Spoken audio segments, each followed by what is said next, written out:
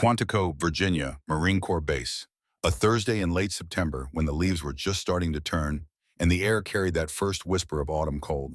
The mess hall sat on the eastern edge of the compound, a low-slung brick building that had served hot meals to 3 generations of warriors.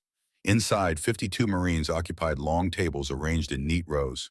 The smell of coffee mixed with fried chicken and institutional green beans. Trays clattered. Voices rumbled. Outside the windows, the parade ground stretched empty under a pale sky. 11:30 in the morning.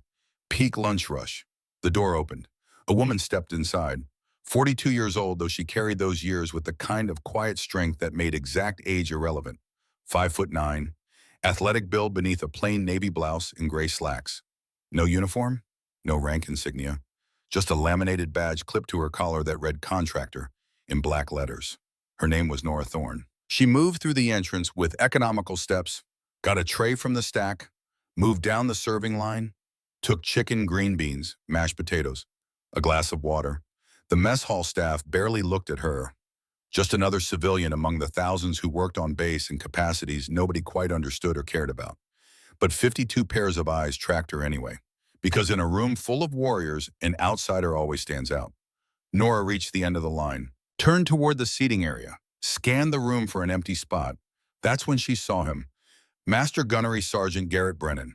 He stood near the center of the mess hall, arms crossed over a chest that had been built through 2 decades of pushing his body past every limit the Corps could devise. 47 years old, 6'2", 220 pounds of muscle and scar tissue and stubborn pride. His uniform was crisp enough to cut glass. 3 rows of ribbons decorated his chest. Combat Action Ribbon, Navy Commendation Medal, Purple Heart with 2 stars, 18 years of service, 3 combat deployments, Iraq, Afghanistan, Syria. And right now he was blocking Nora's path to the only empty table. She stopped 3 feet from him, held her tray steady, made eye contact but didn't speak. The mess hall went quiet. 52 conversations died mid-sentence, forks paused halfway to mouths. The only sound was the hum of industrial refrigerators and the distant clatter of pots being washed in the kitchen. Brennan let the silence stretch. Let everyone see him standing there like a wall between the civilian woman and the place she wanted to sit. Then he spoke. His voice carried across the room with the effortless command of a man who'd spent 18 years making young Marines jump at the sound of it. This seat is for real Marines, not civilians playing dress-up. Nora didn't blink, didn't shift her weight, just stood there holding her tray with both hands like she had all the time in the world. "I'm just here to eat master guns." Her voice was calm, quiet, the kind of quiet that comes from deep reserves of discipline. Brennan took a step closer, close enough that she had to tilt her head back slightly to maintain eye contact. Close enough that she could smell the coffee on his breath and see the small scar above his left eyebrow where shrapnel had kissed him in Fallujah. "You heard me. This is not your place. Women like you don't belong in this building. You don't belong on this base." Nora's face showed nothing. No anger, no fear, no surprise. Just that same patient stillness. She opened her mouth to respond. Brennan's shoulder drove forward. The impact was brutal. 220 pounds of bone and muscle behind it. Nora never had time to brace. The shove caught her square in the chest and sent her stumbling backward. Her feet tangled. Her balance broke. She hit the floor hard. The tray flew from her hands. Mashed potatoes erupted across the concrete. The glass shattered. Water spread in a dark puddle. Chicken scattered. Her palms scraped against the rough surface as she tried to catch herself. For exactly 1 second, the mess hall held its breath. Then it erupted. Laughter exploded from 52 throats. Men slammed their tables. Someone let out a whoop. A bread roll flew through the air and hit Nora's shoulder. Then another piece of food. Then another. "Go home, civilian. This is what happens when you wander where you don't belong. Stick to your little therapy office." Brennan stood over her like a predator, surveying fallen prey. His chest swelled with satisfaction. Around him, his brothers in arms celebrated his dominance. This was his kingdom, his territory, and he had just defended it. Nora remained on the floor for exactly 3 seconds. Then she moved. Her palms pressed flat against the concrete, her core engaged with the precise control of someone who'd done this movement 10,000 times. She rose in one fluid motion. No scrambling, no wasted energy. Just a smooth transition from horizontal to vertical that would have made a gymnastics coach nod in approval. It was the kind of recovery that comes from specific training, The kind drilled into operators who need to get back up no matter what knocks them down. But nobody noticed. They were too busy laughing, too busy celebrating Brennan's victory, too busy watching the civilian woman brush food from her blouse with methodical precision. Except one person. Lieutenant Callum Wade sat 3 tables away, fork frozen halfway to his mouth. 28 years old, intelligence specialist. Sharp eyes that noticed things other people missed. And right now, those eyes were locked on the way Nora Thorne was breathing. 4 count in, 4 count hold, 4 count out. Combat breathing and tactical breathing. The kind they taught you in schools with no names when they were training you to stay calm while someone was shooting at you. Wade watched her fingers as she adjusted her contractor badge. The grip was precise, index and middle finger forming a specific angle. He'd seen that grip before. On the range, on operators who handled weapons for a living. Nora finished brushing herself off. She looked at Brennan. Her face showed nothing. No fear, no anger, no humiliation. Just patience, like someone waiting for a bus that was running late. "Are you done?" she asked.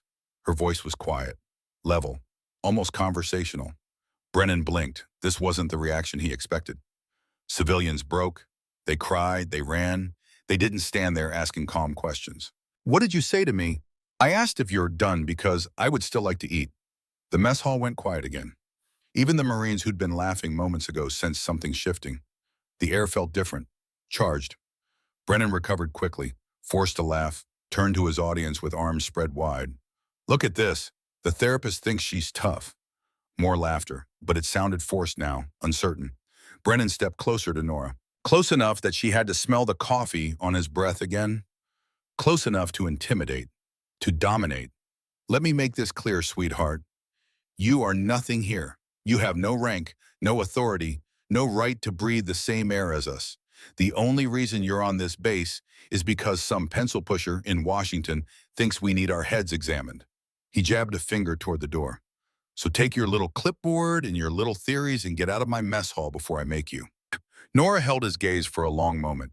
Then she did something unexpected. She smiled. Not a nervous smile, not a placating smile. It was the smile of someone who knew something nobody else in the room knew. A secret that changed everything. "Understood, Master Guns. I'll find somewhere else to eat." She turned and walked toward the exit. Her stride was unhurried. Her shoulders were straight. She didn't look back. Brennan watched her go, triumphant grins spreading across his face. He raised his arms in victory. "And that's how you handle civilianism." The mess hall erupted in cheers. Marines clapped him on the back. Someone handed him a fresh cup of coffee. The natural order had been restored. But Lieutenant Wade wasn't cheering. He was staring at the door Nora had just walked through. Specifically, he was staring at the way she'd walked. Heel to toe, weight centered, arms loose but ready. That wasn't how therapists walked. That was how soldiers walked. 3 days earlier, September 22nd, Tuesday morning, 0900 hours. Nora Thorne's rental car passed through the main gate at Marine Corps Base Quantico after a cursory inspection by the gate guard. Her credentials checked out: government contractor, strategic psychology consultant, Department of Defense contract number PSY I202494847. The guard waved her through without a second glance. She drove slowly through the base, following the signs to Building 2009. The administration complex. Trees lined the roads. Young Marines jogged in formation, their boots striking pavement in unified rhythm. The morning air was cool and carried the smell of cut grass. Nora parked in the visitor lot, gathered her briefcase, locked the car, walked to the entrance. Inside, fluorescent lights hummed over government-issue furniture. A receptionist behind bulletproof glass took her paperwork, made copies, returned the originals, printed out a temporary ID badge. "Dr. Thorne, you'll be in building 1133 for your consultations. Office 204, second floor. Do you need directions?" "No, thank you, I'll find it." The receptionist smiled the tired smile of someone who'd processed 1,000 contractors and would process 1,000 more. Nora clipped the badge to her collar, picked up her briefcase, left the building. She walked across the compound with the purposeful stride of someone who knew exactly where she was going. Past the barracks, past the armory, past the training facilities where the sound of gunfire echoed from the ranges. She found Building 1133 easily. Older construction, red brick, 3 stories. It housed administrative offices, counseling services, and a secure communications facility on the third floor that wasn't listed on any public directory. Second floor, Office 204. The room was exactly what she expected. Government issue desk, metal filing cabinet, 2 chairs for consultations. A window overlooking the parade ground where Marines were already drilling in the morning sun. Nora set her briefcase on the desk, opened it. Inside, beneath a layer of psychology textbooks and assessment forms, was a false bottom. She pressed 2 specific corners. The panel lifted. Underneath sat a Panasonic Toughbook CF33, military-grade laptop, encrypted hard drive, biometric scanner. The kind of equipment that cost $40,000 and required special authorization just to power on. Nora lifted it out, set it on the desk, pressed her thumb to the scanner. The screen came to life. Her fingers moved across the keyboard with practiced speed, not checking emails, not reviewing patient files. She was running a program that shouldn't exist on a civilian contractor's computer. Lines of code scrolled across the screen, encrypted data packets, communication logs from systems that were supposed to be air-gapped from any outside network. She worked for 7 minutes, then she closed the program, packed the laptop back into its hidden compartment, opened a standard psychological evaluation template on her personal tablet. At 09:15, she heard footsteps in the hallway. By the time the knock came at her door, Nora looked exactly like what she was supposed to be. A mild-mannered therapist ready to discuss stress management and coping mechanisms. "Come in." The door opened. Her first appointment was a young Marine, Private First Class Connor Blake, 20 years old, fresh face still carrying the last traces of teenage softness beneath the hardness that boot camp had tried to build. He sat across from her with nervous energy, bouncing his knee, picking at a loose thread on his uniform. "I don't really know why I'm here, ma'am. They just told me I had to come." Nora offered a gentle nod. Her voice was warm, professional, everything a good therapist should sound like. "That's fine, Connor. We can just talk. No pressure. Tell me how you're adjusting to life at Quantico." For the next 45 minutes, she listened. She asked thoughtful questions. She took notes. She was genuinely good at this. Not an act, not a cover. She had real training in psychology, real skill in reading people. But part of her mind was elsewhere. Part of her mind was calculating, analyzing, mapping the power structures of this base, identifying who talked to whom, who deferred to whom, who feared whom. Connor mentioned Master Gunnery Sergeant Brennan without prompting. "He's kind of a legend around here, ma'am. 18 years in, 3 combat deployments. Everyone respects him." Nora's pen paused on her notepad for just a fraction of a second. "Respects him," she repeated. "Or fears him." Connor hesitated, just for a moment, but Nora caught it. "Both, I guess." She filed that information away. Made a note that looked like standard therapy documentation, but contained details Connor didn't realize he was revealing. The session ended at 1000 hours. Connor left feeling heard, feeling like maybe this therapy thing wasn't so bad after all. Nora waited until his footsteps faded down the hallway. Then she pulled out the Toughbook again. Her fingers flew across the keyboard, accessing personnel files she wasn't supposed to have clearance for, using credentials that didn't appear in any official database. Master Gunnery Sergeant Garrett Brennan. The file was thick. Commendations, awards, letters of recommendation. A career that read like a textbook example of devoted service. But there were gaps. 7 to 8 years ago, a 14-month period where his assignment was listed simply as special detail, classified. No location, no unit designation, just a date range and a classification level. Nora clicked deeper. One notation caught her eye, a reference to something called Operation Dark Winter. The text was blacked out, redacted, but the date was visible. 7 years ago, her hand resting on the desk curled into a fist. The muscles in her jaw tightened. For just a moment, the mask of the mild-mannered therapist slipped. Underneath was something harder, colder, filled with purpose that had been burning for 7 years. Then she released the tension, breathed, returned to the neutral expression she wore so well. She closed Brennan's file, opened another one. Financial records. Brennan's personal banking history. This required even deeper access, the kind of access that would trigger alarms if anyone was watching. But Nora had made sure nobody was watching. One entry stood out, 7 years ago, 3 days after Operation Dark Winter. Deposit $47,000. Source listed as inheritance. But Nora had already checked. Brennan's parents were both alive 7 years ago. No aunts or uncles had died. No grandparents had left him money. The deposit was a lie. Someone had paid Garrett Brennan $47,000 3 days after 12 American operators died in the Syrian desert. Nora stared at the screen for a long moment. Her breathing stayed controlled. 4 count in, 4 count hold. 4 count out. Then she opened a third file. This one was her own. Classified, Red Omega level, the highest security clearance in the United States military and intelligence apparatus. So high that 99% of generals didn't even know it existed. The file showed her real identity. Commander Nora James Thorne, senior grade 12, Joint Special Reconnaissance Group, 20 years of service, enlisted at 22. Proved herself in ways that got her noticed by people who operated in shadows. Trained in skills that had no official schools. Deployed on missions that had no official records. And 7 years ago, she'd been part of a 12-person team sent to Syria on an operation called Dark Winter. She was supposed to be killed with the others. The fact that she survived had been called a miracle by the after-action report.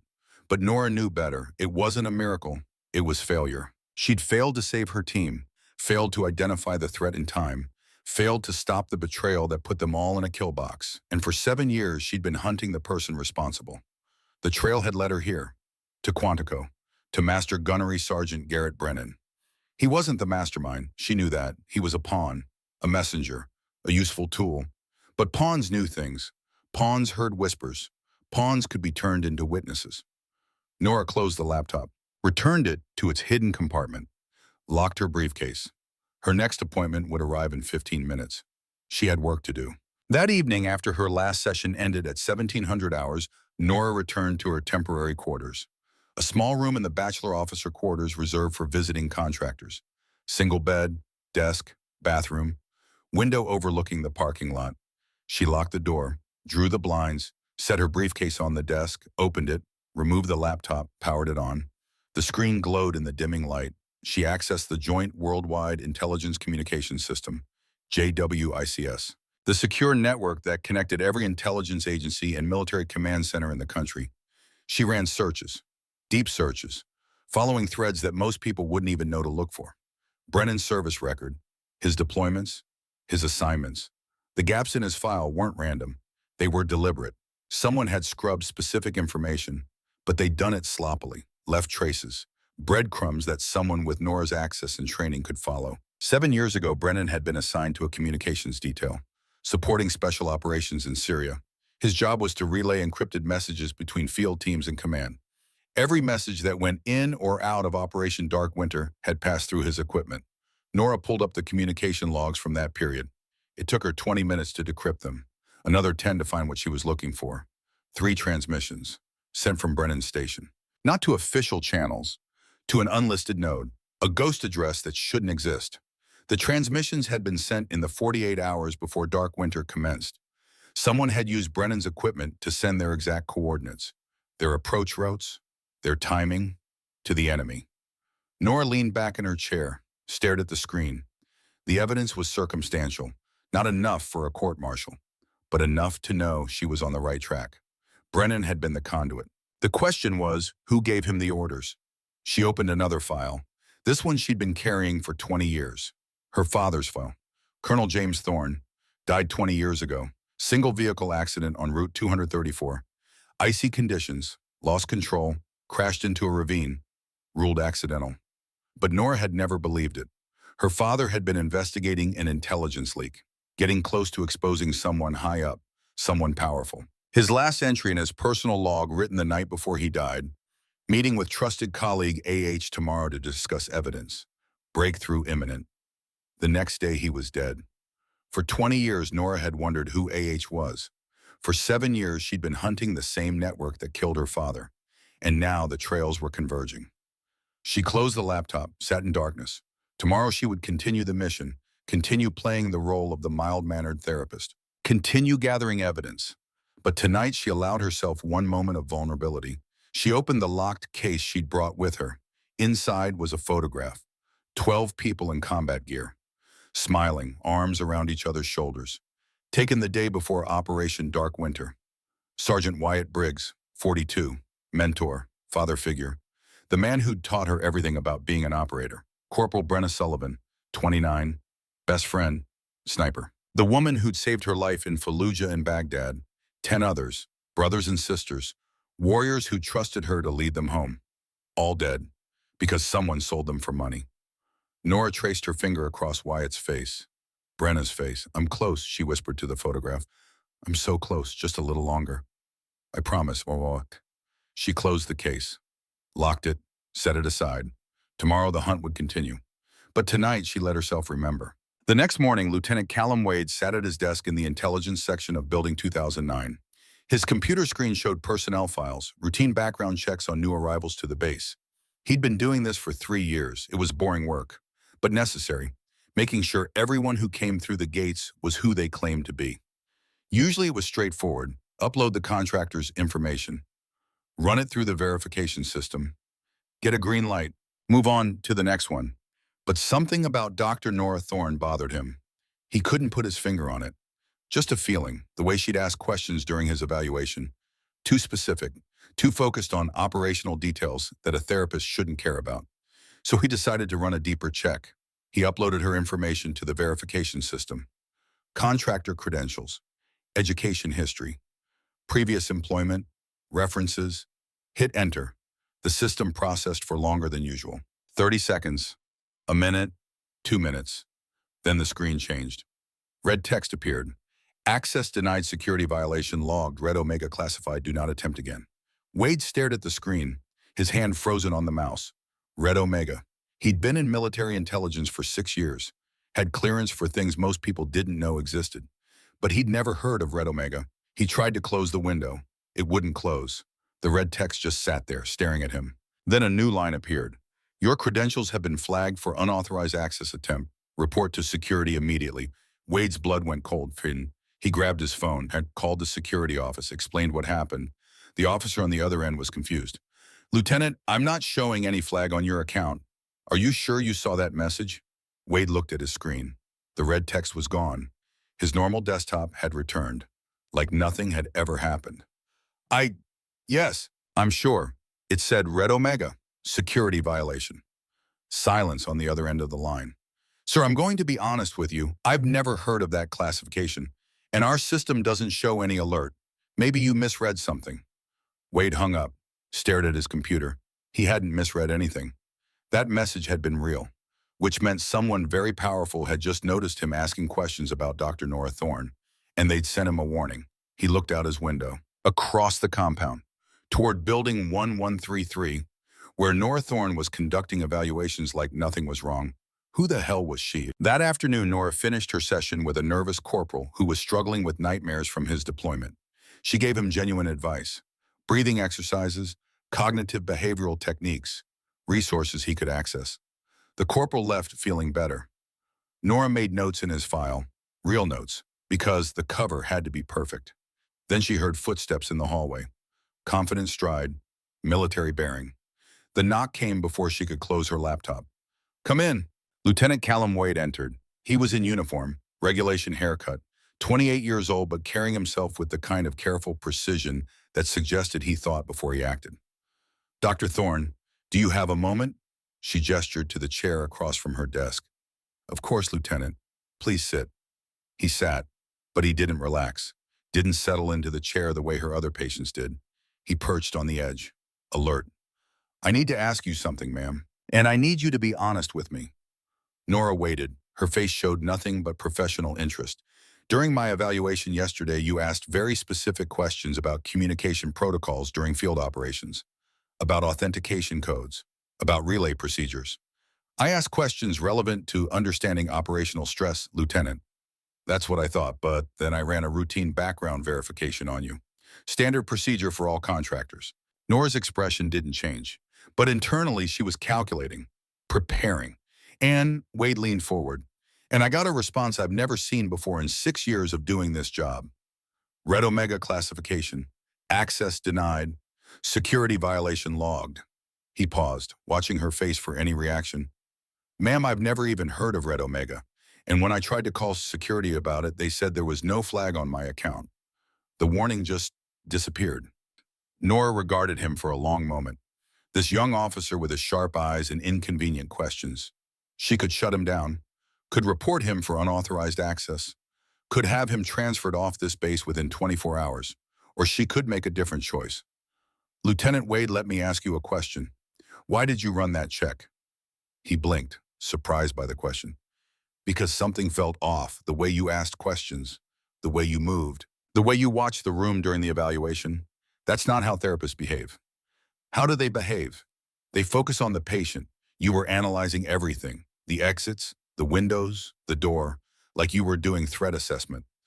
Nora allowed herself a small smile. You're observant. Part of my job, ma'am. She stood, walked to the window, looked out at the parade ground where young Marines were drilling in the afternoon sun. Lieutenant, there are questions that can damage your career. Questions that once asked cannot be unasked. Do you understand? Yes, ma'am. And you're still asking? Yes, ma'am. She turned to face him. Why? Wade met her eyes, didn't flinch. Because if something wrong is happening on this base, I want to help stop it. And if something right is happening that I don't understand, I want to help with that too. Nora studied him, reading the micro-expressions, the body language, the sincerity or lack thereof. She made a decision. Building 52, 2200 hours tonight. Come alone. Tell no one, friend. Wade nodded once. Understood, ma'am.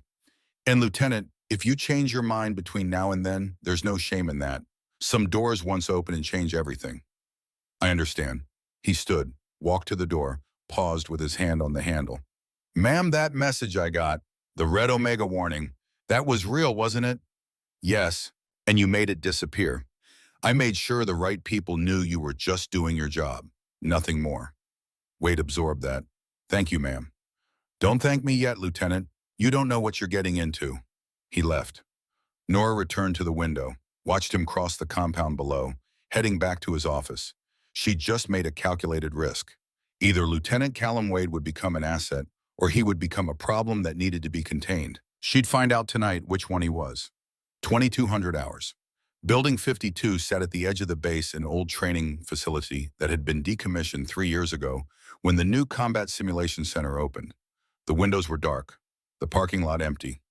Lieutenant Callum Wade arrived 10 minutes early, parked his vehicle 3 buildings away, walked the rest of the distance on foot. The night air was cool and carried the distant sound of gunfire from the ranges where night qualification courses were running. He tried the door, unlocked. Inside the building smelled of dust and old paint. Emergency lights provided just enough illumination to navigate the hallway. Wade moved toward the back where the old range control tower used to be. Nora was already there. She stood by the window silhouette against the faint glow of base security lights. She'd changed out of her civilian contractor clothes. Now she wore dark tactical pants and a fitted black shirt. Her hair was pulled back. No makeup, no pretense. This wasn't Dr. Nora Thorne's civilian therapist. This was someone else entirely. Wade stopped in the doorway. His hand instinctively moved toward where his sidearm would be if he were carrying. Nora didn't turn around. Close the door, Lieutenant. He did. The latch clicked with finality. She turned to face him. Her eyes were different in the dim light. Harder, like looking into deep water where things moved in the darkness. Last chance to walk away. Once we have this conversation, your life changes. Your career trajectory changes. Everything you thought you knew about your service changes. Wade took 3 steps into the room, stood at attention. I'm not walking away, ma'am. Nora studied him for 15 seconds.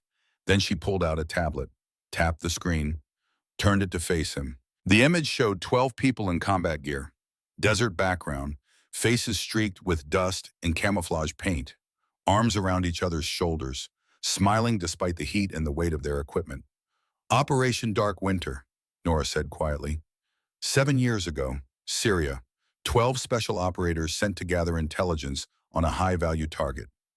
Wade looked at the faces, young, strong, alive. I've never heard of that operation. You wouldn't have. It's classified at a level most generals don't have access to. She swiped to the next image. Same location, same desert, but now there were bodies under tarps. Military personnel standing around looking shell-shocked, smoke rising from a destroyed compound. 12 hours after insertion, the team was ambushed. The enemy knew exactly where they'd be, exactly when they'd arrive, exactly how they'd approach. Nora's voice remained steady, professional, but Wade heard something underneath, something that had been buried for 7 years but never died. 12 people died in 13 minutes, RPGs, machine gun fire, Coordinated assault from 3 directions simultaneously. She swiped again. The next photo showed a woman, younger than the Nora standing before him now, covered in blood, being loaded onto a medevac helicopter. Eyes open but distant, shock and grief written across her face. One survivor, Nora said. Me. Wade looked from the tablet to the woman standing in front of him, the pieces falling into place. You were part of that team. I led that team. She set the tablet down, walked to the window, stared out at the dark base. 3 broken ribs, gunshot wound to the shoulder, pinned under rubble for 2 hours. I watched my team die and couldn't do anything to stop it. Jesus. The official report called it bad intelligence, wrong location for the enemy forces, unlucky timing. She turned back to face him. But I knew better. Someone sold us. Someone gave the enemy our coordinates, our approach, routes, our timing. Someone murdered 12 American operators for money. Wade's mind was racing, processing, calculating what this meant. And you've been hunting whoever did it for 7 years. The trail led here, to Quantico. Nora nodded, picked up the tablet again, pulled up a different file, showed him.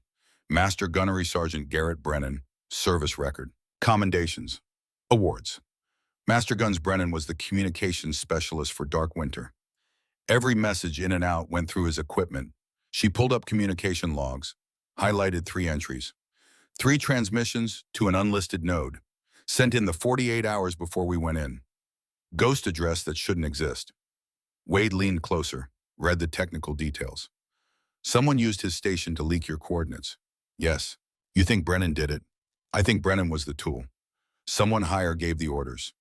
Someone with the authority and the access to manipulate communication protocols without raising flags. She showed him another document, financial records, $47,000 deposit into Brennan's account, 3 days after Dark Winter. Listed as inheritance, but both his parents were alive. No family members died. Payment. Exactly. Wade absorbed all of this, the weight of it, the implications. So you came here undercover, playing the therapist, getting close to Brennan to figure out who gave him orders. That's the mission. And the Red Omega classification. Nora pulled something from her pocket. A black ID card. She held it up in the dim light. Commander Nora James Thorne, SG-12, Joint Special Reconnaissance Group, Red Omega clearance. Wade's eyes widened. You're not a contractor. I am when I need to be. I'm also a commander when I need to be. An intelligence analyst, a field operative, whatever the mission requires. She put the ID away. Red Omega is the highest security clearance in the United States, higher than the president in some contexts. It's given to a very small number of people who operate in spaces where normal chains of command don't apply. How many people have that clearance? Fewer than 20 in the entire country. Wade let out a slow breath. He'd been doing routine background checks on someone who operated at a level he didn't even know existed. The warning I got, that was you protecting me. That was me making sure the right people knew you were just doing your job. Nothing more. If I hadn't intervened, you'd have had a very uncomfortable conversation with people who don't like questions. Thank you. Nora waved it off, moved to a different topic. I'm telling you this because I need help. Brennan is insulated, protected. He's been here 18 years, has loyalty networks I can't penetrate as a civilian contractor. She looked at Wade directly. But you can. Your intelligence. You have access to systems and people I don't. And more importantly, you're invisible. Nobody's watching you the way they're watching me. Wade straightened. This was the moment, the decision point. What do you need? There's someone on this base, someone high-ranking, someone who's taken an unusual interest in my presence here. I need you to watch him, track his movements, monitor his communications if you can do it without raising flags. Who? General Aldrich Hale. Wade knew the name. Everyone on base knew General Hale, Deputy Director of Intelligence, 56 years old, decorated career, 3 decades of service. You think a general is involved?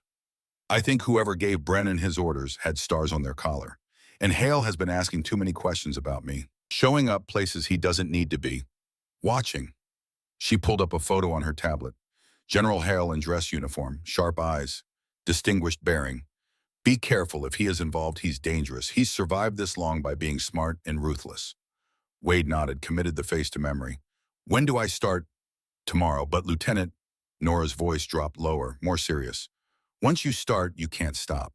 If you back out halfway, if you get scared, if you decide this is too much, you become a liability. Do you understand what that means? Wade met her eyes, understood perfectly. I understand, ma'am. Good. Now get out of here. Different route than you came. And Wade, yes, ma'am. Welcome to the war. Nobody knows we're fighting. Day 2 began with autumn rain. Gray skies. Water drumming on the roof of Building 1-133. Nora arrived at her office at 0730. Earlier than necessary, but she had work to do. The isolation had already begun. She noticed it immediately. The receptionist on the first floor who'd been friendly yesterday now barely made eye contact. The 2 captains who'd nodded politely in the hallway now crossed to the other side to avoid passing too close. Word had spread. Master Gunnery Sergeant Brennan had made his opinion clear. This civilian woman didn't belong. And in the tribal dynamics of a military base, Brennan's opinion carried weight. Nora went about her day as if nothing had changed, conducted her scheduled evaluations, took notes, offered genuine therapeutic advice. But she watched, observed, documented. At 1100 hours, she went to the mess hall for an early lunch. The room was less crowded than the day before. Maybe 30 Marines scattered across the tables. She got her tray, took chicken and rice, a glass of water, turned toward the seating area. Every conversation stopped. 30 sets of eyes tracked her movement. She walked toward an empty table near the window. Good light, good sight lines, tactical position. Before she could sit, 3 Marines stood up from a nearby table, moved to block her path. Sorry, ma'am. The speaker was a corporal, early 20s, apologetic expression that didn't reach his eyes. This table's reserved. I don't see any reserve sign. It's reserved. Nora looked at the next closest table. 2 more Marines stood, same apologetic expression, same message. This one too, ma'am. She scanned the room. At every table where there was space, someone was standing, blocking access, making it clear. You're not welcome here. Nora could have pulled rank, could have revealed who she really was, could have made these young Marines very sorry for this petty display. Instead, she walked to the wall beneath the window, set her tray on the narrow ledge, stood there and ate her lunch. She didn't rush, didn't hide, didn't show any emotion at all, just stood there calmly eating chicken and rice while 30 Marines watched. From across the room, Master Gunnery Sergeant Brennan leaned back in his chair, arms crossed, satisfied smile on his face. He didn't need to participate directly, didn't need to say a word. His soldiers handled it for him. Lieutenant Wade sat 3 tables away. He hadn't joined the blockade, but he hadn't defended Nora either. Just sat there, fork in hand, watching, taking notes. Day 3 brought escalation. Nora arrived at her office to find her computer terminal wouldn't log in. Her credentials had been disabled overnight. She called IT support. Ma'am, I'm showing your account was flagged for a security review. Standard procedure. Should be resolved in 24 to 48 hours. I have patient files I need to access. I understand, ma'am, but until the review is complete, there's nothing I can do. She hung up, pulled out her personal tablet. Used that instead. The security review was bullshit. Someone had put in a request to lock her out of base systems, make her job harder, force her to waste time dealing with administrative obstacles. It was professional sabotage disguised as procedure. At 1400 hours, she had an appointment with a young sergeant dealing with PTSD. The sergeant never showed up. Nora waited 30 minutes, called to confirm. Oh, Sergeant Morrison. Yeah, his appointment got rescheduled, ma'am. Didn't anyone tell you? No. Sorry about that, administrative error. We'll get you updated paperwork. The paperwork never came. 2 more appointments that day were mysteriously canceled or rescheduled without notice. Every time with an apologetic explanation. Every time another obstacle. Nora documented everything. Times, names, exact words used. The pattern was clear. Someone was systematically cutting off her access, her resources, her ability to do the job she was supposedly here to do. Day 4 started with a knock on her door at 0530 in the morning. 2 military police officers stood in the hallway, young, professional, faces carefully neutral.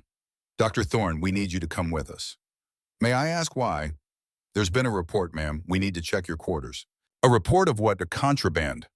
Nora's face showed nothing, but internally she was calculating. This was it, the frame she'd been expecting. Of course, let me get my shoes.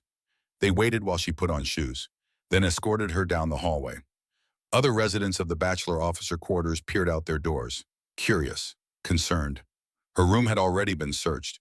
The mattress was overturned, her clothes scattered across the floor, drawers pulled out, belongings spread across the desk. And sitting in plain view on the nightstand, impossible to miss, was a small plastic Ziploc bag. Inside were 3 white pills. One of the MPs picked it up with gloved hands, examined it.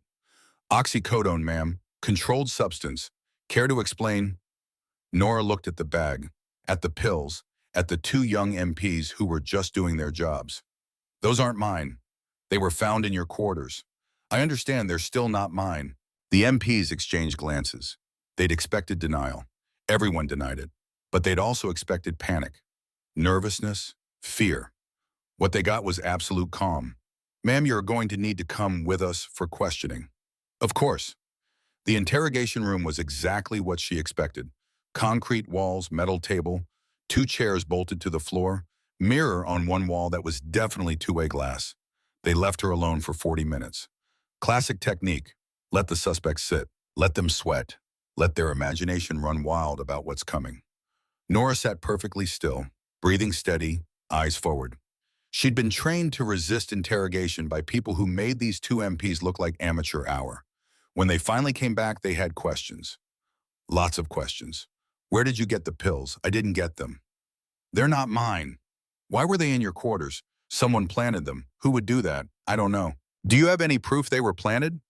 The fact that they're not mine is proof enough. Around and around, same questions phrased different ways, designed to catch inconsistencies, to wear her down, to get her to slip up. Nora's answers never changed, never varied. Same calm tone, same unshakable certainty. After 2 hours, a new officer entered. Major Ethan Cross, 40 years old, intelligence insignia on his collar, sharp eyes that took in everything and gave away nothing. He sat across from Nora, studied her for a long moment. Dr. Thorne, your background check is interesting. How so, Major? Most civilian contractors have straightforward files, education, employment history, references. He leaned forward. Yours has gaps. My previous work involved sensitive projects, confidentiality agreements. That's what the file says, but when I tried to verify those projects, I hit walls. Nora waited, let him talk. Not just classified material. Walls that shouldn't exist for a psychology consultant. I can't speak to how your verification systems work, Major. No, I suppose you can't. He pulled out a folder, set it on the table, opened it. Inside were her contractor credentials, her educational records, her published papers on combat psychology, all perfect, all verifiable. But Major Cross wasn't buying it. I've been in intelligence for 12 years, Dr. Thorne. I know how to read people, and I can't read you. That bothers me. Perhaps you're overthinking it, Major. Sometimes a therapist is just a therapist. Perhaps. He closed the folder, stood. The contraband charges are being dropped. Insufficient evidence. Someone was sloppy about covering their tracks. Nora nodded once. I appreciate your thoroughness. Don't thank me yet. I still have questions about you. Questions I intend to answer. He walked to the door, paused with his hand on the handle. You know what the interesting thing is, the pills we found in your room? The packaging, the lot number. They match a batch that was reported stolen from the base pharmacy 6 months ago, before you ever arrived here. He looked back at her, which means someone has been holding on to those pills, waiting for the right moment, the right target. That is interesting, isn't it? He opened the door. You're free to go, Dr. Thorne, but I'd be very careful if I were you. Someone on this base wants you gone, and next time they might be less sloppy. That evening, Nora sat in her quarters reviewing the day's events. The search, the interrogation, Major Cross's pointed questions. She was running out of time. The frame had failed, but there would be others, more sophisticated, harder to disprove. She needed to move faster. A knock at the door interrupted her thoughts. She checked the peephole, saw a uniform, general stars on the shoulder. Every muscle in her body tensed. Nora opened the door. General Aldrich Hale stood in the hallway, 56 years old, distinguished, silver hair perfectly trimmed, dress uniform immaculate, cold eyes that had seen 3 decades of service and missed very little. Dr. Thorne, may I have a moment? Every instinct told Nora to shut this down, to refuse, to maintain distance, but she needed to know what he wanted. Of course, General, please come in. Hale entered, glanced around the small room, noted the overturned mattress that Nora hadn't bothered to fix, the clothes still scattered. I heard about this morning's unpleasantness. My apologies. not how we treat contractors on this base. It's fine, sir, just a misunderstanding. Hale turned to face her. His expression was difficult to read, concern mixed with something harder underneath. Dr. Thorne, I'm going to be direct with you. I know who you really are. Nora's hand moved almost imperceptibly, calculating distance to the closest improvised weapon, but she kept her face neutral. I'm not sure what you mean, so. Commander Nora Thorne, SG-12, Joint Special Reconnaissance Group. Silence stretched between them, Nora calculating, preparing for multiple scenarios.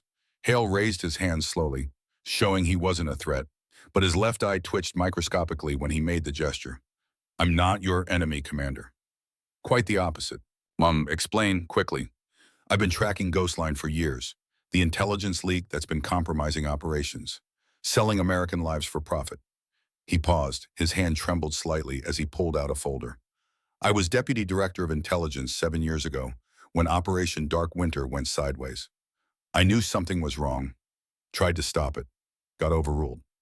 Nora watched him carefully, looking for tells, for deception, the trembling hand. The eye twitch when he mentioned being overruled.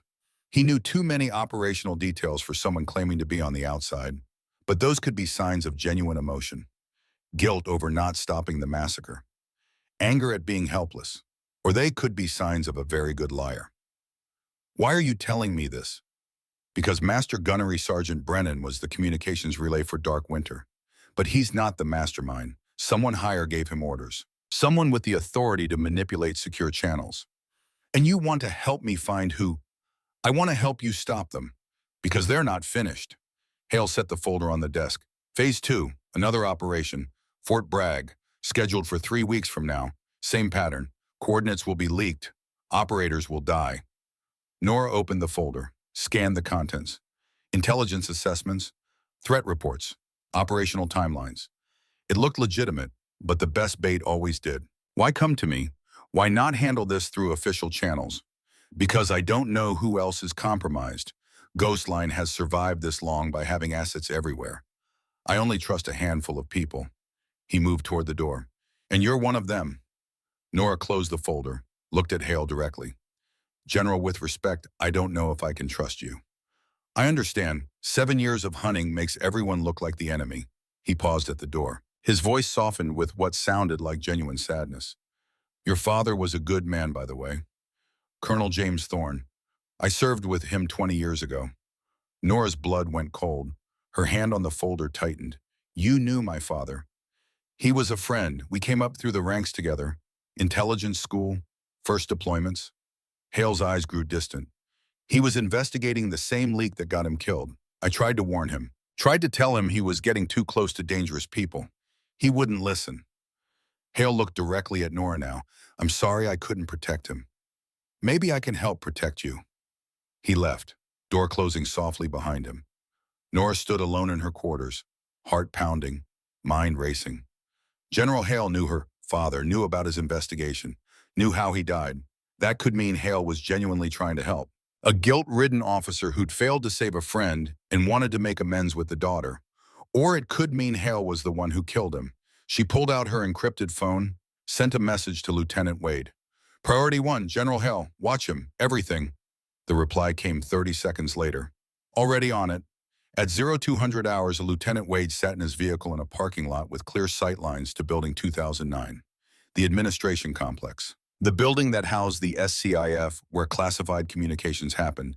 He'd been here for 3 hours. Watching, waiting, thermos of coffee going cold in the cup holder. At 0243, a vehicle pulled into the lot. General Hale got out, looked around the empty parking lot like a man checking for surveillance. Wade raised his phone, started recording. Hale walked to the entrance, used his access card. The light blinked green. He entered. Wade switched to his tablet. He'd hacked into the base security system earlier that day. Not deep, just enough to see access logs in real time. Enough to confirm his suspicions. The system showed no record of Hale's entry. Someone had scrubbed it. Live, as it happened, which meant Hale had help. Someone in security. Someone with root access to the base infrastructure. Wade kept recording, took timestamps, documented everything. 47 minutes later, Hale emerged, looked around again, got back in his vehicle. Wade gave him a 30-second head start, then followed. Lights off. Staying 3 cars back when there was traffic. Dropping back to 500 meters when there wasn't. Hale didn't go to his quarters. Didn't go home to his family. He went to the west parking garage. The one that was mostly emptied at night. The one with broken security cameras that had been scheduled for repair for 6 months. Pulled into a spot in the back corner. The darkest spot, the blindest spot. Sat there for 3 minutes, then got out. Started pacing. Pulled out a phone. Not his official phone. A second phone. Encrypted. The kind you bought with Qualcomm and destroyed after a few uses made a call. Wade was too far away to hear, but he had a directional microphone in his equipment bag. Military surplus, the kind intelligence officers used for field surveillance. He set it up quickly, aimed it at Hale, put on headphones, started recording. The audio was broken, fragmentary. Wind noise and distance degraded the quality, but he caught pieces. SG-12 is here. Yes, Commander Thorne arrived 8 days ago. Wade's pulse quickened. He adjusted the microphone, trying to get cleaner audio. Timeline needs to accelerate. Phase 2 can't wait 3 weeks. She's too good. More pacing, Hale's voice rising slightly, stress evident even through the static. I made contact this evening. Planted the seed about her father. Yes, she took the bait. Wade's hands tightened on the equipment. Brennan is the weak link. We need to decide if he's worth protecting or if he becomes a liability. Loose ends, you understand. Hale stopped pacing. Listened to whoever was on the other end. I don't care what it costs. She cannot reach Fort Bragg. If she gets to phase 2 before we execute, the entire network is compromised. The call ended. Hale stood there for another minute, staring at the phone. Then he pulled out the SIM card, bent it, dropped it in a storm drain, pocketed the phone body, got back in his vehicle, drove away. Wade sat in the darkness, hands shaking, heart pounding. He had it, all of it. He transferred the recording to 3 separate encrypted storage locations, then sent the file to Nora's secure phone, along with a message. You were right. He's not helping. He's hunting you. Audio attached. He mentioned your father as bait. He waited, watching the screen. 3 minutes later, his phone buzzed. Just 2 words from Nora. Good work. Nora listened to the recording 4 times. Each time, her breathing got harder. Her hands clenched tighter around the phone. The mask she'd worn for 8 days cracking.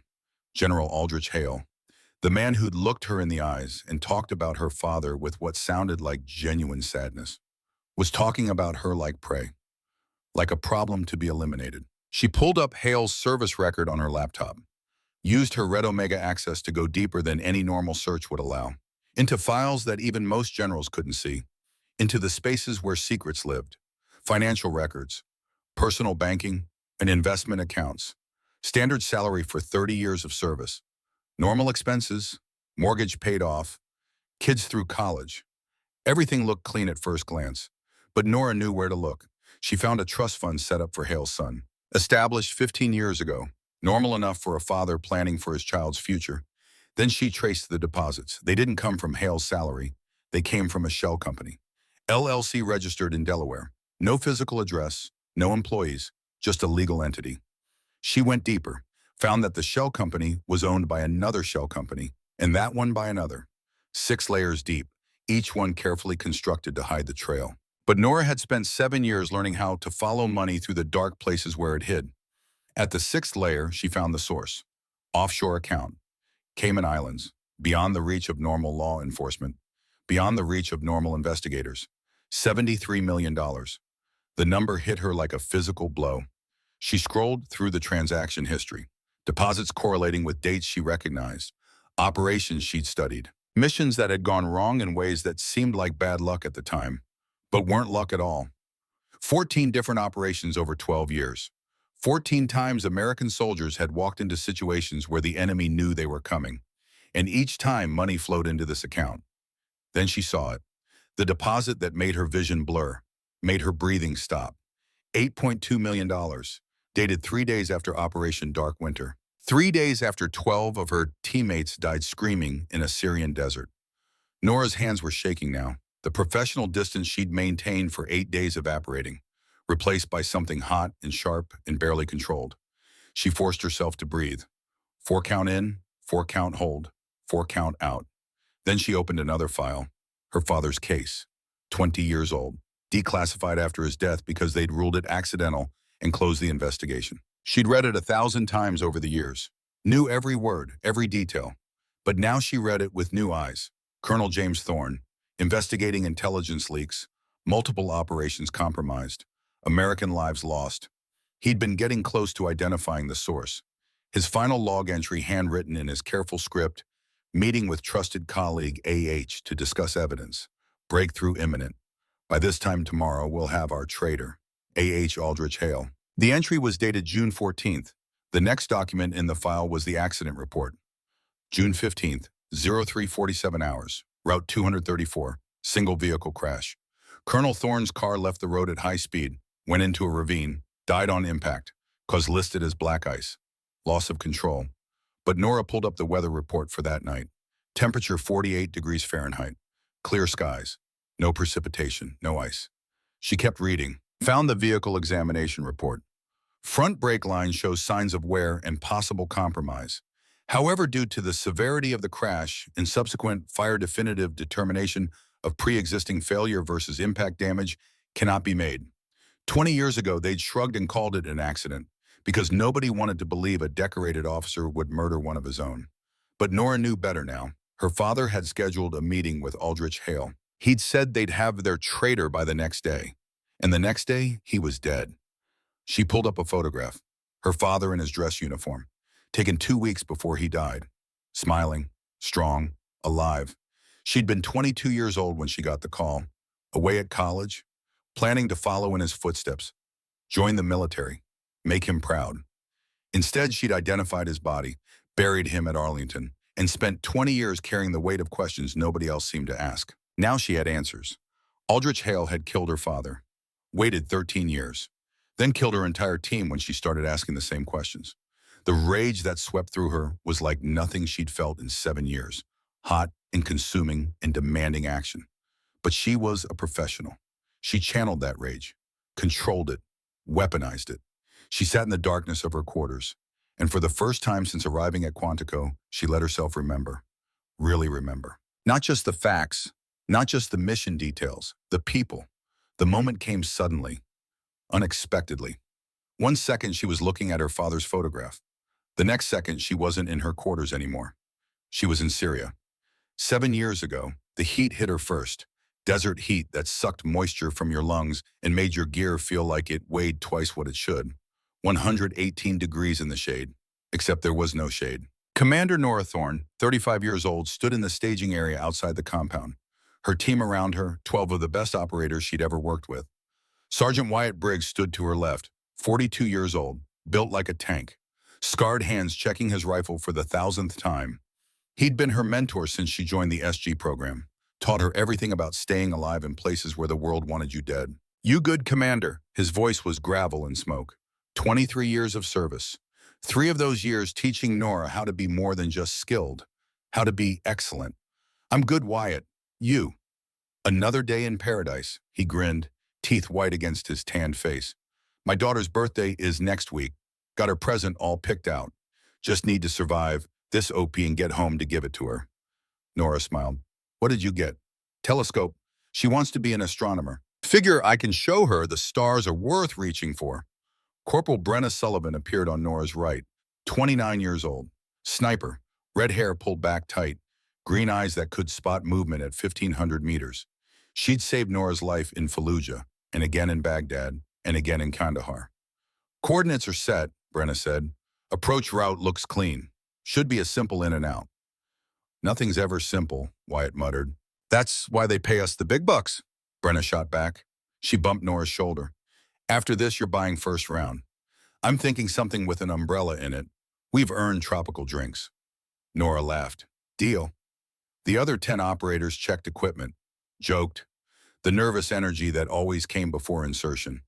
These were people who'd trained together, fought together, bled together. They were family. The briefing had been clear. Intelligence suggested a high-value target at a compound 12 clicks from their position. "Get in, gather intel, get out. No contact if possible. Clean operation." The coordinates had come through official channels, verified by command, authentication codes all correct. Everything should have been perfect. At 2200 hours, they moved out. Nora took point. Wyatt covered her 6. Brenna on overwatch. The team moved through the desert night like ghosts. Silent, efficient. 12 people operating as one organism. They reached the compound at 2347. Exactly on schedule, Nora signaled. The team spread out, taking positions, preparing for entry. That's when she felt it. Something wrong, something off. The compound was too quiet, no lights, no movement, no signs of the intelligence they'd been sent to gather. She was about to signal abort when the world exploded. The first RPG came from the east. Hit the wall 10 feet from where Corporal Davis was positioned. The explosion was deafening, blinding. Davis went down, shrapnel in his legs, screaming. Then the machine guns opened up from 3 directions, interlocking fields of fire. Perfect kill zone. They'd been expected. Someone had told the enemy exactly where they'd be, exactly when, exactly how they'd approach. Ambush! Break! Contact! Nora's voice over the radio. Training taking over. Suppressing fire and move. But there was nowhere to move. They were pinned, caught in the open. No cover except the low stone walls of the compound. Wyatt was returning fire, his rifle barking, taking down 2 enemy fighters. 3, buying time for the team to find cover. Commander, we're compromised. Someone sold us, Wyatt's voice. Calm despite the chaos. He'd been in worse situations. He'd get them out. Another RPG. This one hit the north wall. The explosion sent rock fragments flying like shrapnel. Brenna was down, headshot, dead before she hit the ground. Nora screamed her name, started toward her. Wyatt grabbed her arm. She's gone. Focus on the living. Enemy fighters advancing now. Dozens of them. They'd been waiting, prepared. This wasn't a random encounter. This was an execution. The team fought. God, they fought. Professional, disciplined. Even in a kill box, they maintained fire discipline. Covered each other, tried to create an exit. But one by one they fell. Corporal Jenkins, shot in the chest. Body armor stopped the first round. Second round hit his throat. Lieutenant Morrison, RPG. Direct hit. Nothing left to recover. Sergeant Palmer, headshot while reloading. 10 minutes into the ambush, half the team was dead. Wyatt was hit. Shoulder, bleeding bad, but still fighting, still commanding, still trying to save whoever he could. Nora, he only used her first name when things were desperate. Call for exfil. Get whoever's left out of here. She was already on it. Radio call to base. Raven 7, this is Shadow 1. We are under heavy fire. Multiple casualties. Request immediate. The mortar round landed 15 feet away. The world went white, then black, then red. Nora woke up under rubble. Couldn't move. 3 ribs broken. She could feel them grinding. Shoulder was wet. Gunshot wound? When had she been shot? She could hear Wyatt close, maybe 10 feet away, calling for her. Nora. Nora, can you hear me? She tried to answer, coughed blood instead. She could see him now, pinned like she was. Building had collapsed on both of them. His legs were crushed, but he was still alive, still conscious. I'm here, she managed. I'm here, Wyatt. His face turned toward her, pale, going into shock, but his eyes were clear. Someone sold us, Nora. This wasn't bad intelligence. This was betrayal. I know. You have to. You have to find them. His breathing was getting worse, ragged. Promise me. Find who did this. Make them pay. I promise, Wyatt. I swear to God, I promise. Tell my daughter. He coughed, blood on his lips. Tell her the stars are worth reaching for. Tell her. He died right there, 10 feet away, close enough to touch if the rubble hadn't pinned her. Nora watched him die. Watched the light leave his eyes. Watched her mentor, her friend, her brother. Gone. Around her, the gunfire was dying down. The enemy was leaving. They'd done what they came to do. 12 Americans dead, mission accomplished. Except Nora was still breathing. The pain in her ribs was excruciating. Every breath felt like knives. The bullet wound in her shoulder had stopped bleeding, probably gone into shock. Body shutting down non-essential functions to preserve life. She had 2 choices. Stay here and die, or move. She moved. It took 40 minutes to dig herself out of the rubble, 40 minutes of agony, of biting through her lip to keep from screaming, of willing her broken body to keep moving. When she finally pulled herself free, she looked around at what was left of her team. 12 bodies, some intact, some not, all dead, except her. She crawled, 2 miles to the exfil point, broken ribs grinding with every movement, shoulder bleeding again, leaving a trail in the sand. She crawled past Brenna's body, stopped, took her dog tags, her sniper patch, crawled past Wyatt, took his dog tags, the photo of his daughter he kept in his pocket, crawled past all of them, took something from each, so they'd come home with her even if their bodies didn't. 2 miles. It took 3 hours. When the extraction team found her, she was still conscious, still crawling, still moving forward. Because that's what Wyatt had taught her. You keep moving until you can't, and then you move some more. The medic tried to sedate her. She fought him. Betrayal, she kept saying. Someone betrayed us. Someone sold us. Find them. Promise me you'll find them. They thought she was delirious, traumatized, in shock. They didn't understand. She wasn't delirious. She was making a vow. Present day, Nora's quarters at Quantico. She came back to herself slowly, cheeks wet, tears she didn't remember crying. In her hands, she held Wyatt's dog tags, Brenna's patch. She'd carried them for 7 years, never let them go. I found him, Wyatt, she whispered to the empty room. The man who gave the order, the man who sold you, all of you. She looked at the photo of her father on her desk. I found him, Dad, the same man who killed you. Tomorrow she would move against Aldrich Hale. Tomorrow the hunt ended. But tonight she let herself grieve. For her father, for her team, for all the ghosts that had followed her for 7 years. Tomorrow was for justice. Tonight was for remembering. Her phone buzzed. Message from Wade. Ready when you are, Commander. Nora wiped her eyes, stood, put the dog tags back around her neck, under her shirt, against her heart. Tomorrow, she texted back. We finish this. She made 3 more encrypted calls that night, setting pieces in motion, activating protocols, calling in debts from people who owed her their lives. By 0400 hours, everything was in place. Master Gunnery Sergeant Brennan's family would be extracted at 0800, moved to a safe location, protected. The 3 generals she trusted would receive notification at 0900, telling them to be at Quantico by 1300 hours the next day, and Lieutenant Wade would have his recording equipment ready, set to broadcast to multiple secure locations simultaneously. Insurance against anyone trying to bury the truth. Tomorrow, day 9, would be the endgame. Aldrich Hale had been running for 20 years. Tomorrow he stopped. Nora lay down on her bed, didn't sleep, just stared at the ceiling, thinking about everyone who'd brought her to this moment.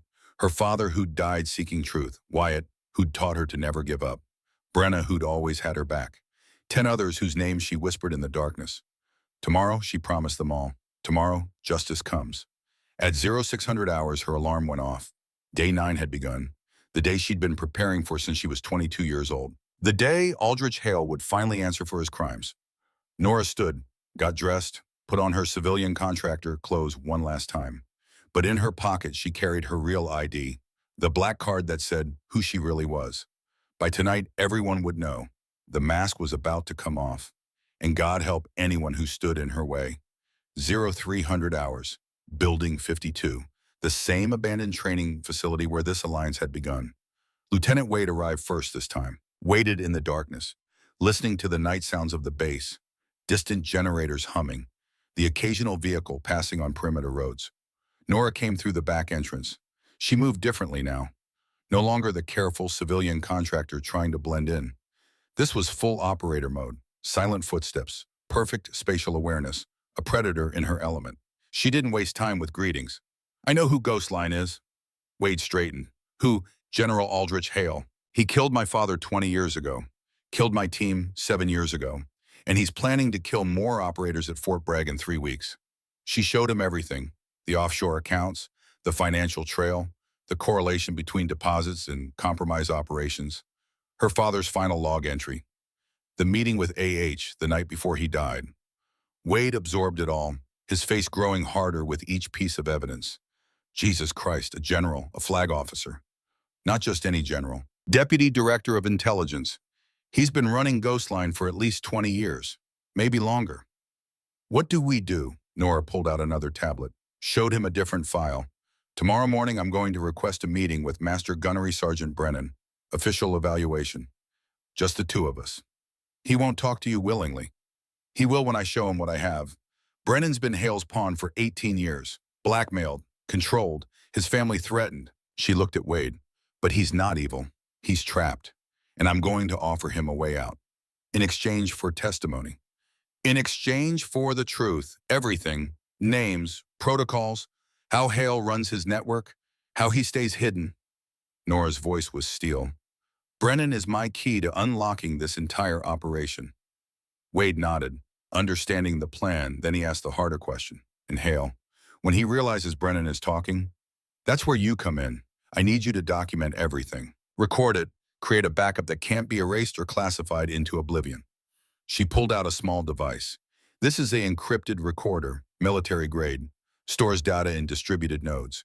Even if they destroy the physical device, the data survives. She handed it to him. Tomorrow when I meet with Brennan, you record everything. Then you send copies to 3 people. She gave him a list. General Marcus Donovan, General Victoria Harlan, General Pierce Lawson. They're the only flag officers I trust absolutely. You're preparing for war. I'm preparing for justice. There's a difference. Morning came cold and gray. Day 8 of Nora's time at Quantico. She submitted a formal request through proper channels. Routine evaluation for senior NCOs. Master Gunnery Sergeant Garrett Brennan. 0900 hours. The request was approved. No questions asked. At 08:55, Brennan arrived at Building 1133. He walked with the confident swagger of a man who'd spent 8 days making a civilian woman's life miserable, who'd orchestrated her isolation, who'd watched his Marines block her from tables and cancel her appointments. He knocked on her office door. Come in. He entered, saw Nora sitting behind her desk, professional, calm, dressed in her civilian contractor clothes. Not a threat, just a therapist doing her job. Master Guns, thank you for coming. Please have a seat. Brennan sat, but he didn't relax, kept his posture rigid, defensive. Let's make this quick, ma'am. I've got a company to run. Of course, I just have a few questions about stress management, deployment cycles, standard evaluation. She asked routine questions for 5 minutes. He gave routine answers, both of them playing their roles. Then Nora shifted. Master Guns, do you remember Operation Dark Winter? Brennan's entire body went rigid, his eyes narrowed. That's classified, ma'am. You were the communications specialist. Every message that went in or out of that operation passed through your equipment. I don't know what you're talking about. Nora pulled out a tablet, turned it to face him, showed him the communication logs, 3 transmissions, sent from your station to an unlisted node, 48 hours before the operation commenced. Brennan stared at the screen, the color draining from his face. Those coordinates were sent to the enemy Master Guns. 12 people died because someone used your equipment to betray them. He stood abruptly, chair scraping against the floor. This conversation is over. Sit down, Sergeant. Something in Nora's voice made him freeze. It wasn't the voice of a civilian contractor. It was command voice, the voice of someone who'd led troops in combat and expected to be obeyed. Brennan sat slowly. Nora stood, walked around the desk, perched on the edge, looking down at him. I know you didn't do this willingly. I know someone gave you orders. Someone with the authority to make you believe those orders were legitimate. Brennan's jaw clenched. His hands gripped the armrests of his chair. I know they threatened your family, your sister, your nephew. I know you've been trapped for 18 years doing things that make you sick, serving someone who owns you. His eyes were wet now. This hard man. This warrior with 3 combat deployments in 18 years of service. Breaking. You don't understand, he whispered. If I talk, they die. Everyone I care about dies. Nora pulled up her sleeve, showed him her tattoo, the eagle globe and anchor with wings, the designation SG-12, the serial number. Brennan's eyes went wide. Commander Nora Thorne, Joint Special Reconnaissance Group, Red Omega Clearance. She leaned closer. I was one of the 12 people you helped kill 7 years ago. I survived. And I've spent every day since hunting the person who gave you those orders. Brennan looked like he might vomit. I'm sorry, God, I'm so sorry. I didn't know what those messages contained. I just followed the authentication codes. They were valid. They came from command authority. What were the codes? I can't. He'll kill my family. Master Guns, look at me. Nora's voice softened slightly. I have the resources to protect your family. Witness protection, new identities, security that doesn't exist in normal military channels. But I need you to help me. Why should I trust you? Because I'm offering you something you haven't had in 18 years. A way out, a chance to serve honorably again, a chance to stop being his pawn. Brennan was shaking now. Years of pressure, years of fear, all of it coming out. The authentication code was AH-7-Delta-Omega. Nora pulled up a database on her tablet, ran the code. Authentication code AH-7-Delta-Omega, assigned to General Aldrich Hale, Deputy Director of Intelligence. She turned the screen to show Brennan. He stared at it. Then he broke, tears streaming down his face. This combat veteran, this decorated NCO sobbing. He killed them. I helped him kill them. Oh God. Oh God. Nora gave him a moment, let him process, then she spoke quietly. Master Guns, you have one chance to make this right. There's going to be a tribunal, official investigation. I need you to testify. Tell them everything, every order, every transmission, every threat. He'll kill me. He'll try, but I won't let him succeed. Brennan looked at her. This woman he'd shoved to the ground 8 days ago. This woman he'd tried to drive off the base. This woman who was offering him redemption. What do I have to do? In a vehicle parked 3 buildings away, Lieutenant Wade sat with headphones on, listening to every word through the encrypted recorder Nora had planted in her office. He was recording everything, creating the backup that would survive even if Hale tried to bury it. When Brennan agreed to testify, Wade sent the recordings to 3 email addresses, 3 generals Nora trusted. With a simple message, watch the attached, be ready to move. Time sensitive. Then he sent a text to Nora's encrypted phone. Done, the cavalry knows. Day 8, afternoon, 1400 hours. An official summons arrived at Nora's office. Delivered by courier, formal language, legal terminology. Dr. Nora Thorne was required to appear before a full investigative tribunal. Tomorrow, day 9, 1300 hours, building 2009. Courtroom 3, charge of security violations, unauthorized access to classified materials. Conduct unbecoming a Department of Defense contractor.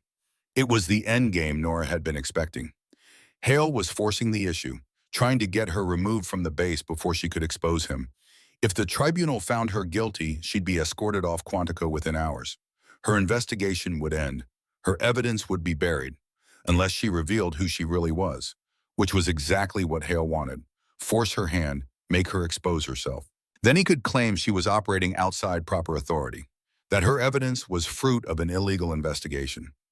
It was a clever trap, but Nora had been preparing for this moment for 7 years. She made 3 encrypted phone calls.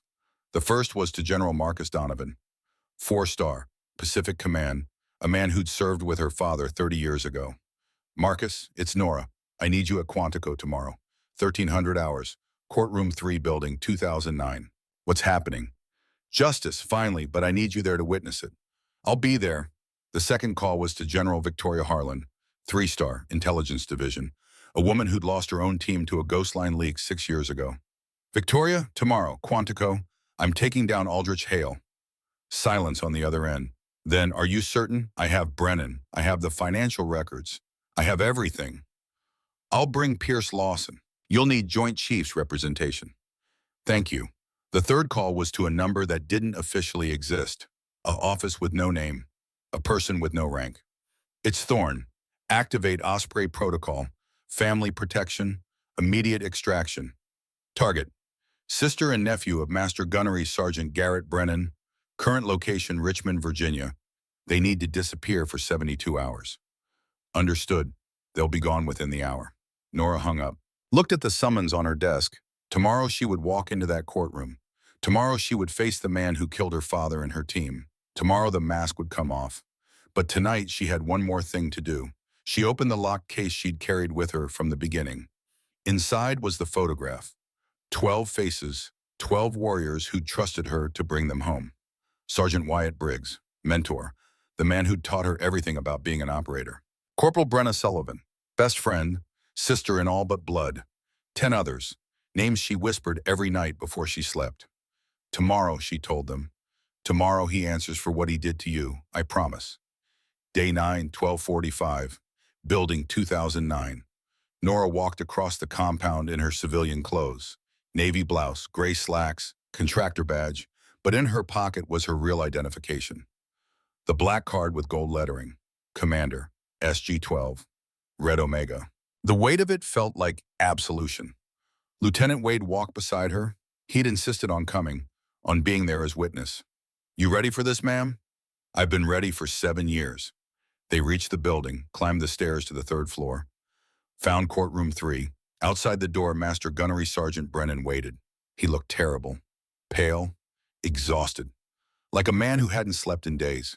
Because he hadn't, because he'd spent the night calling his sister, saying goodbye without saying why, telling his nephew he loved him, preparing for the possibility that this testimony would cost him everything. Master Guns. Commander. He straightened. My family. Safe, extracted 3 hours ago, new location. Protected. Relief flooded his face. Then determination replaced it. Then let's finish this. They entered together. The courtroom was larger than Nora expected. Elevated platform where the panel would sit. Tables for prosecution and defense. Rows of benches for spectators. 52 people filled those benches. Marines, officers. Curious personnel who'd heard something big was happening. The panel was already seated. Colonel Judith Ashford presiding. Gray hair, sharp eyes. 30 years of service. Major Ethan Cross to her right, the intelligence officer who'd questioned Nora days ago. Captain Reeves to her left, JAG Corps, legal specialist, and in the front row, sitting alone. Confident smile on his face. General Aldrich Hale. He looked at Nora and nodded, like they were old friends, like he wasn't the man who'd murdered her father and tried to murder her. Nora met his eyes, let him see nothing. No fear, no anger, just patience. In the back rows, 3 figures slipped in quietly. General Marcus Donovan, General Victoria Harlan, General Pierce Lawson. They took seats in the rear, unobtrusive, waiting. Colonel Ashford called the tribunal to order. 1300 hours exactly.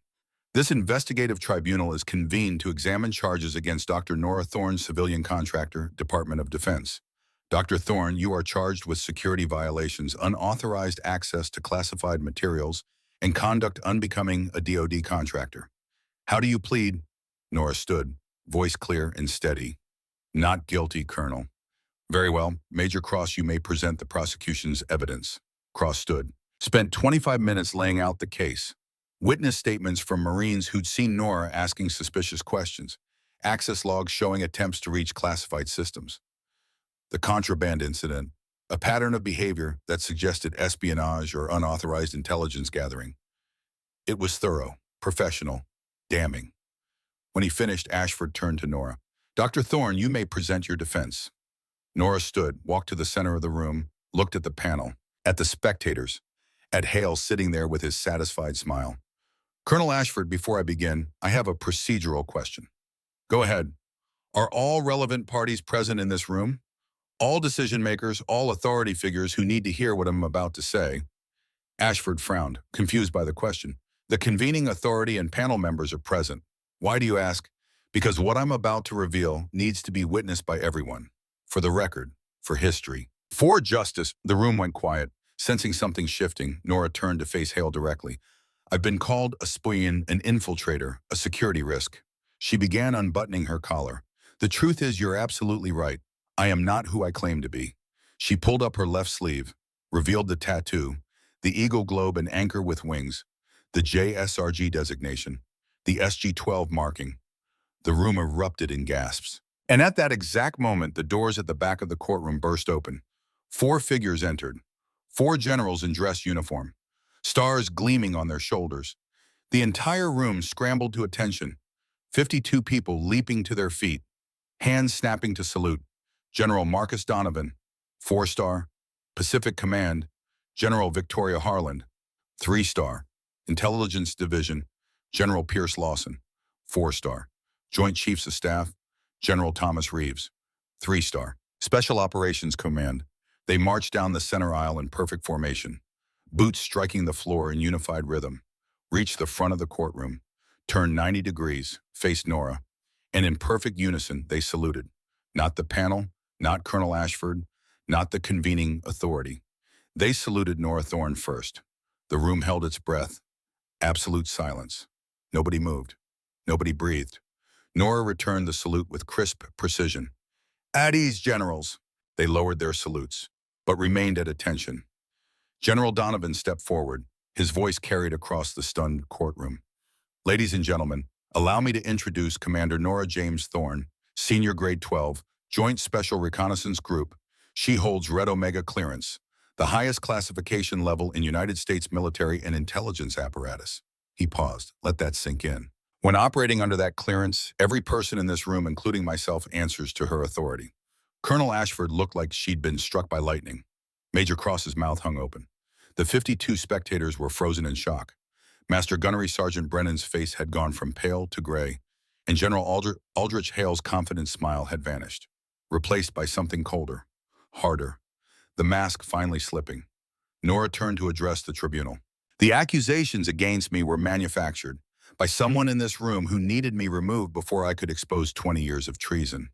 She looked at Brennan, someone who's been using good Marines like Master Gunnery Sergeant Brennan as unwitting pawns, blackmailing them, threatening their families, forcing them to serve an agenda that has nothing to do with protecting this country.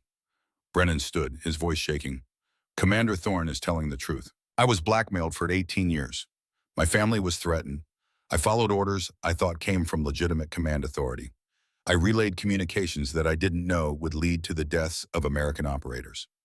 The room erupted in whispers. Ashford banged her gavel. Order, Master Guns, are you confessing to crimes? I'm confessing to being manipulated, Colonel. And I'm here to testify about who gave me those orders. Nora pulled out her tablet. Displayed it on the courtroom's projection screen. Operation Dark Winter. Communication logs. 3 transmissions to an unlisted node. 7 years ago, 12 special operators were ambushed in Syria.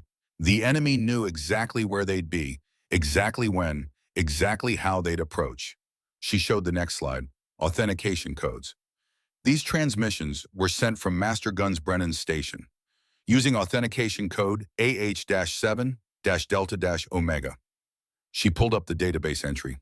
That code belongs to General Aldrich Hale. Every eye in the room turned to Hale. He stood slowly, his face calm, too calm. This is an outrageous accusation based on circumstantial evidence and the testimony of a confessed criminal. Nora showed the next slide. Financial records. Offshore account.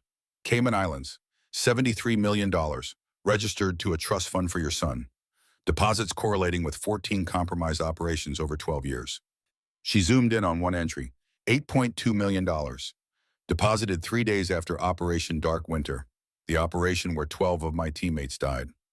Hale's jaw clenched. Nora showed another document. 20 years ago, my father, Colonel James Thorne, was investigating an intelligence leak. His final log entry mentions a meeting with a trusted colleague, initials AH. She showed the accident report. The next day, he died in a single vehicle crash. Ruled accidental. But the brake line examination showed possible tampering. The weather report showed no ice despite the official cause being listed as black ice. Her voice hardened. General Aldrich Hale, you murdered my father in 2004 when he got too close to exposing you. You murdered my team in 2017 when I followed the same trail. And you were planning to murder more operators in 3 weeks at Fort Bragg. The courtroom was absolute chaos now. Ashford banging her gavel, people shouting, MPS moving toward Hale. Hale raised his hands, but he was smiling now. A different smile, cold, calculating. You're right about all of it, Commander Thorne, every single detail. The room went silent again, shocked by his admission. Your father was brilliant, one piece of evidence away from exposing me. So I killed him, made it look accidental. He looked at Nora with empty eyes. I watched you cry at his funeral. You were 18. So much grief. Nora was trembling, fists clenched. Lieutenant Wade put a hand on her arm, steadying her. Hale continued, his voice conversational, like discussing the weather. 13 years later, you start asking the same questions, getting too close. So I sent your team into a kill box, watched 12 operators die via satellite feed. He shrugged. You surviving was unfortunate, but it gave me 7 years to prepare for this moment. He reached into his jacket.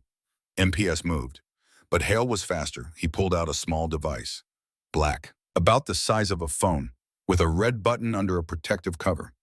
This courtroom is wired. 4 pounds of C4 in the walls, ceiling, floor, my insurance policy for years.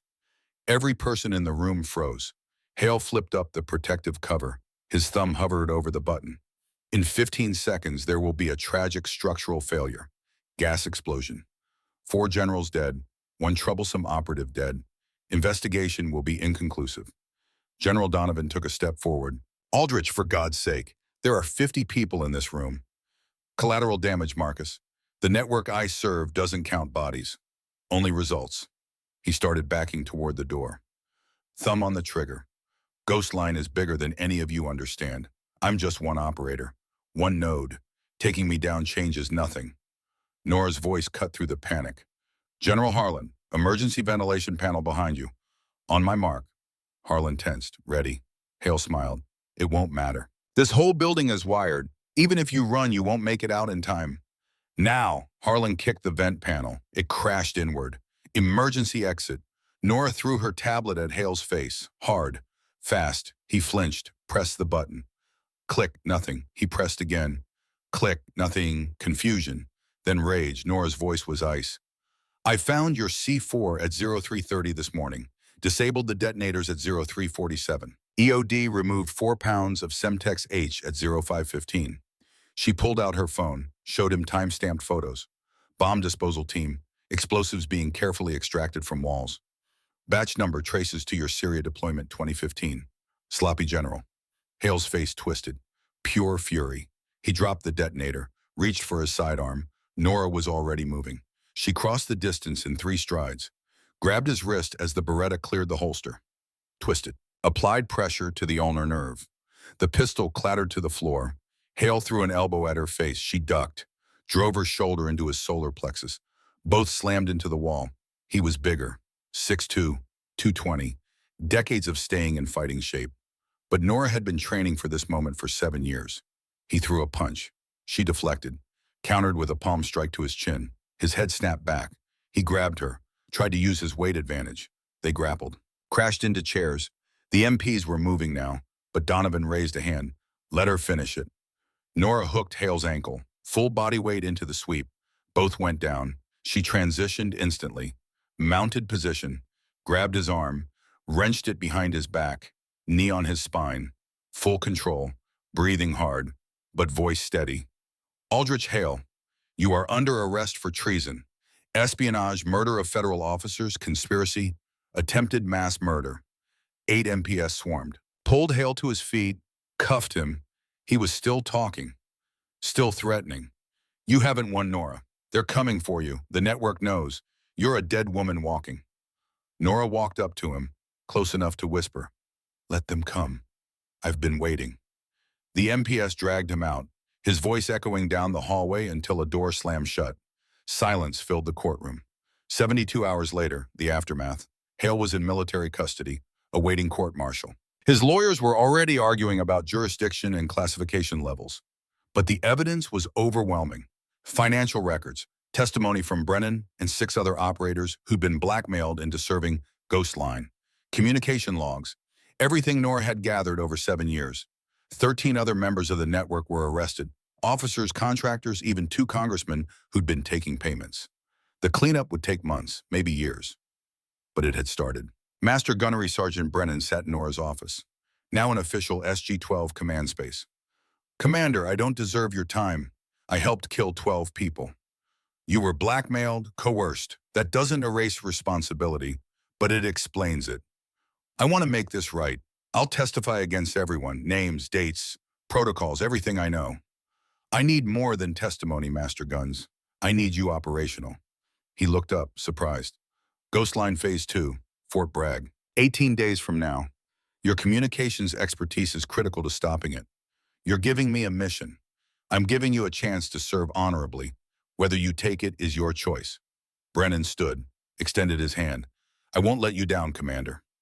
Lieutenant Wade was next, called to her office. You asked to be part of this fight, Lieutenant. Yes, ma'am. I'm sponsoring you for SG pipeline training, 6 weeks, then deep cover operations, silent service, no credit, no recognition. Wade didn't hesitate. I accept. Your father would be proud, Captain Robert Wade. He served in Operation Sentinel, same investigation that killed my father. Wade's eyes widened. He hadn't known. This isn't just my mission, Lieutenant. It's ours. It's everyone who's ever been betrayed by people they trusted to protect them. That afternoon, there was a ceremony. Quantico, the parade ground, 500 Marines in formation. A new memorial wall was unveiled. Black granite, polished to mirror shine. The inscription read, Operation Dark Winter, in memory of those who fell, then 12 names. Sergeant Wyatt Briggs Corporal, Brenna Sullivan, 10 others, silent professionals, never forgotten. Nora stood before the wall in her dress uniform, the first time she'd worn it publicly in 7 years. She touched Wyatt's name, Brenna's name. "Mission accomplished," she whispered. "You can rest now." Young Marines stood honor guard, rifles at present arms. Colonel Ashford stepped forward. "By order of the Commandant, we hereby establish the Thorn Protocol, enhanced vetting for all personnel with access to operational intelligence, named in honor of Colonel James Thorn and Commander Nora Thorn, both of whom gave everything to protect the integrity of this institution." The formation saluted. Nora returned it. Justice. Finally. That evening, Nora packed her vehicle. Mission at Quantico complete. But the war continued. Fort Bragg, North Carolina. 16 days. Phase 2. 3 assets: Serpent, Oracle, Bishop. She opened her laptop, reviewed the intelligence. An encrypted message arrived. Serpent identified. Colonel rank, deep cover, dangerous. Nora typed a reply. "Prepare cover identity, logistics auditor, arriving 0600 tomorrow." Lieutenant Wade called. "Commander, I've already built your credentials. You're good to go." "Thank you, Wade. See you at Bragg in 72 hours. She closed the laptop, started the engine, looked back at Quantico one last time. 20 years ago, her father died hunting traitors. 7 years ago, her team died because she got too close to the truth. Today, that truth had brought justice. But Aldrich Hale was right about one thing. Ghostline was bigger than one man, bigger than one base. It was a network, a hydra. Cut off one head, 2 more grew, which meant Nora's work wasn't done. It would never be done. As long as there were people willing to sell American lives for profit, there would be operators like her, hunting in shadows, living in silence, fighting wars the world would never know about, until every traitor faced the light. She drove toward the gate, toward the next mission. Commander Nora Thorn, SG-12, Red Omega, silent professional, and the hunt continued.